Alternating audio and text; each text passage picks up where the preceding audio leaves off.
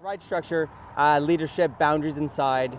And not only that, even on the trail systems, we teach proper play, and we teach recall. So we're following all the steps that everybody else should be doing, but I'm just keeping them consistent for the owners.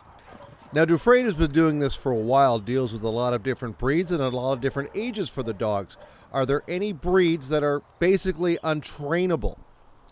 Of course, there's dogs that are more difficult, but they're all trainable. There's no question about it.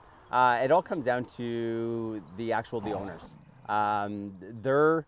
It's how far they want to go and how far how much time they want to put into training their dog.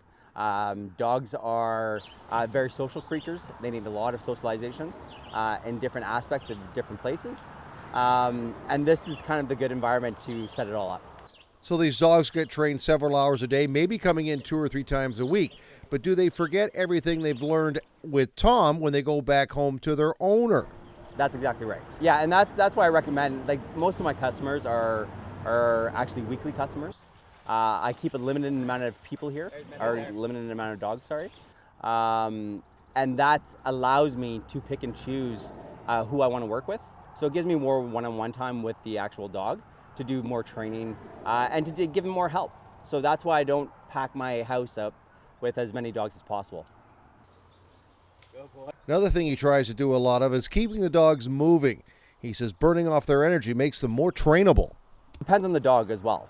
If the dog has social anxieties, then there's different approaches to those. If the dog's very, very excited, there's a different approach to that. But in most cases, what you have to do is I work with energy. If their energies are low, there's not going to be any issues.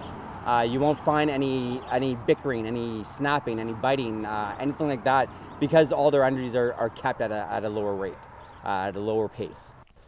But the pace starts rather quickly when they're on the 5K walk/run/dog paddle as the dogs go around the trails in the multi-acre fenced-off property. My purpose there is, it's almost like environmental training. Dogs are meant to run. They're meant to run in a social pack environment. So when you don't give it to them, that's when they start destroying parts of your house. And you get those issues. So when I take them on a trail run, it's more or less, it's bonding for me, structure for them, but I'm also giving them what they need as mental and physical exhaustion. So that's why I do 2 different hikes a day. There's no car rides, it's right from my backyard. And we do about 3 hours, anywhere from 5 to 7K a day. Obviously it varies per pack, but that's what we do pretty much per day.